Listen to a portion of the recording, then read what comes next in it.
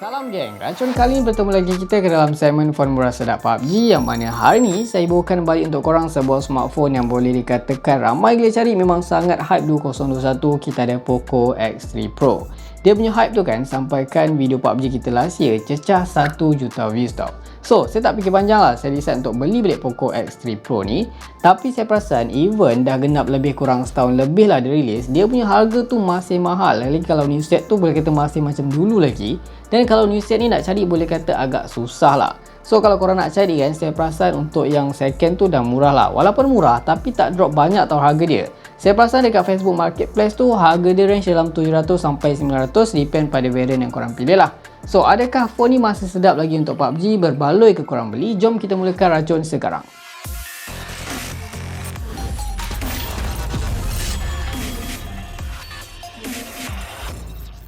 Nampaknya kan kita dah pun ada dekat dalam lobby. Saya akan cuba teruskan penderian PUBG balik dekat Poco X3 Pro. Smartphone yang boleh kata memang hot gila last year, ramai gila cari.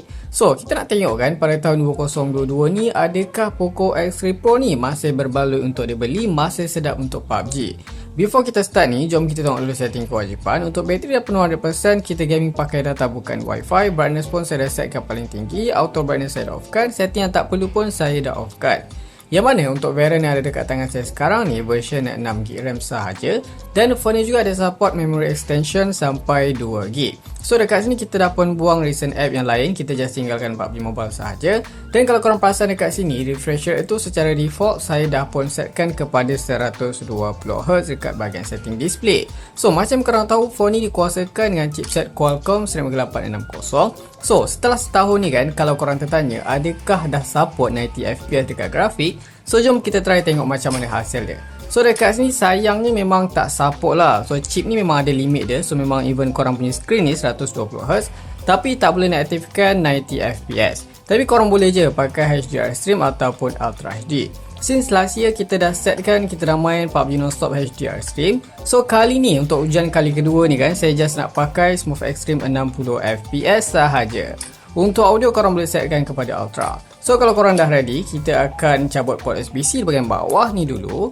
Kita akan start timer dan kita akan start game sekarang. Kita dah masuk dekat dalam Spawn Island. Dia masuk memang boleh kata agak laju dalam 53 second something. Kalau bercakap dari segi spek phone ni pun boleh kata masih relevan lah korang pakai pada tahun 2022 ni kan. Dia pakai macam korang tahu Qualcomm Snapdragon 860. Dia punya screen dekat sini just pakai LCD bukan AMOLED, tapi dia support 120Hz untuk refresh rate dan 240Hz untuk dia punya touch sampling rate. So far korang nampak sendiri lah, dia punya touch tu bila korang tekan, dia punya respon tu memang sangat-sangat laju. Dan phone ni juga dia support gyro, memang tak ada masalah langsung. Bateri pun besar, 5160mAh, 33W fast charging. Phone ni juga ada support liquid cooling 1.0+. So kita akan tengoklah macam mana nanti panas tak panas. Untuk bonus features dekat sini, korang juga dapat dual speaker. Satu di bahagian depis dan satu lagi di bahagian atas. Dekat bawah ni ada lubang audio jack. So kita akan setkan volume lebih kurang dalam 90% macam gitu. Kejap lagi kalau ada sebarang isu, saya akan inform dekat korang. Anyway, kalau bercakap dari segi features gaming, macam biasa, macam last year juga, korang still dapat features yang ada dekat sini. Macam di bahagian atas tu ada FPS counter secara real time. Tapi saya tengoklah before ni banyak yang tanya saya, bang, cuba aktifkan FPS counter yang dekat dalam developer mode. So saya dah aktifkan dekat sini. Actually bukan saya tak nak aktifkan, tapi macam korang nampak, dia macam static. Dia tak macam yang dekat dalam ni, dia boleh bergerak secara real time. That's why saya biasanya saya tak aktifkan benda ala ni tau. So dekat sini kita dah pun nak landing sekarang. Kita akan tengok macam mana. So far landing memang terasa sangat-sangat sedap tanpa sebarang isu, smooth sahaja macam before ni juga. So kita akan cuba cari weapon dulu. Just nice, santai. So far untuk minit awal ni saya terasa dia punya performance ni memang masih lancar, masih sedap lagi tanpa sebarang isu. Tak rasa pun stuttering ke lagging ke kan. Memang sedap lah kan, santai lah.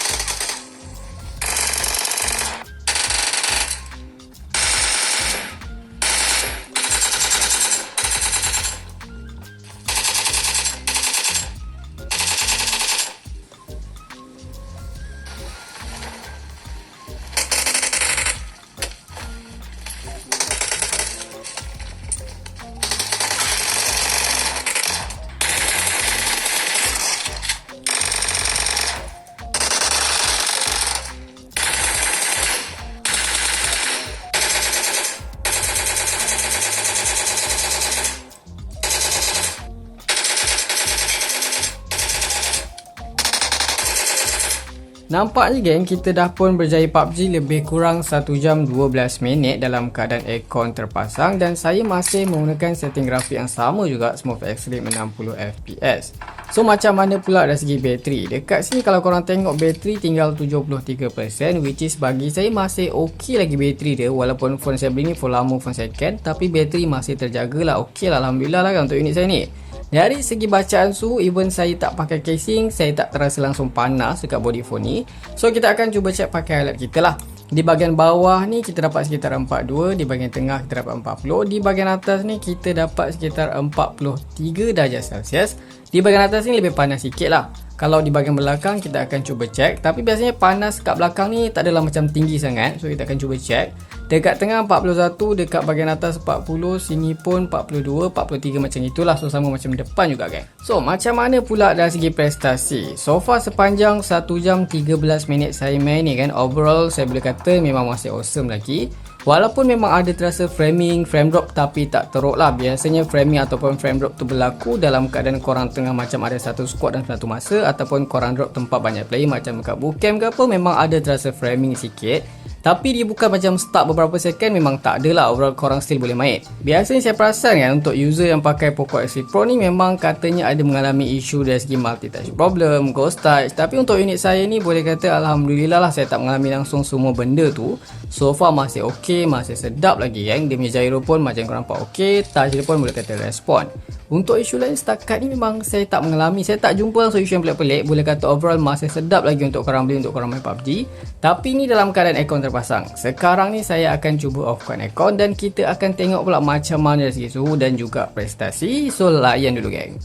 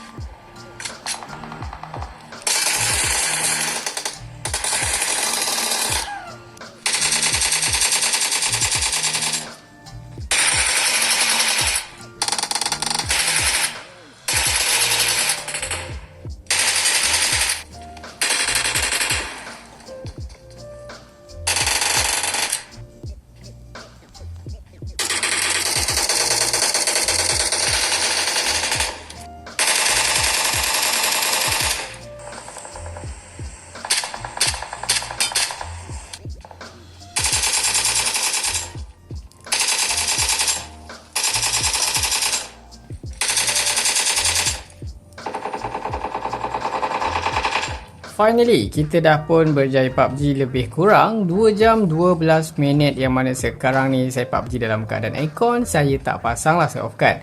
So, untuk bateri sekarang tinggal 49%. Untuk bacaan suhu kita akan cuba tengok macam mana, tapi sebelum tu kejap ada enemy. Mungkin bot.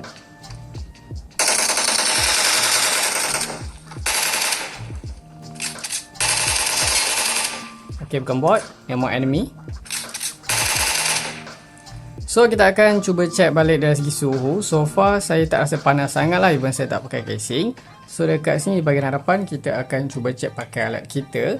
Di bahagian bawah ni kita dapat sekitar 41-42. Di bahagian tengah ni kita dapat sekitar 43. Di bahagian atas ni kita dapat sekitar 44 darjah Celsius saja. Last time masa kita try HDR stream dalam keadaan aircon kita tak pasang, boleh cecah sampai 45. Tapi dalam keadaan aircon tak pasang, kita pakai Smooth Extreme ni just boleh dapat yes 44 ke 45 lah. So sama lah, tak panas mana lah dekat sini kan. Dari segi prestasi ni kan, apa yang saya boleh inform buat korang, even saya tak pasang aircon, memang saya terasa masih sedap lagi geng. Memang saya tak mengalami isu yang pelik-pelik tau. Stuttering, framing, frame drop tu ada, tapi boleh kata masih terkawal, masih acceptable lagi. Biasanya benda yang macam korang akan terasa framing tu macam korang tengah jalan, korang tengah naik kenderaan, ataupun dalam satu masa tu ada macam 2-3 squad, ataupun korang drop tempat banyak player tau. Tapi macam dia tak terlampau kerap berlaku framing tu kadang-kadang je. Ataupun korang tengah rush anime pun macam okey je. Cuma macam certain masa tu dia okey, certain masa tu terasa lah framing. Tapi overall boleh kata even panas 45 tu masih okey tau. Dia tak adalah macam cecah 45 ke atas. Dia punya bacaan suhu tu boleh kata masih normal, masih sama lagi lah macam before yang first kita try dera PUBG pakai HDR Extreme. Untuk isu yang macam ghost touch, multi touch untuk unit saya ni macam yang saya inform kat korang, alhamdulillah tak ada isu tu. So dia punya gyro pun macam korang nampak okey kan, button pun responsif. Memang so far saya tak mengalami sebarang isu yang pelik-pelik yang saya terasa macam tension tu, tak ada tau. So nampaknya sampai sini dulu geng kita punya gaming test PUBG dekat Poco X3 Pro. Overall macam yang korang nampak kan untuk unit saya ni, performance dia boleh kata masih padu, masih perform. Even ada frame drop, ada stuttering, tapi dalam kategori memang minimal je lah.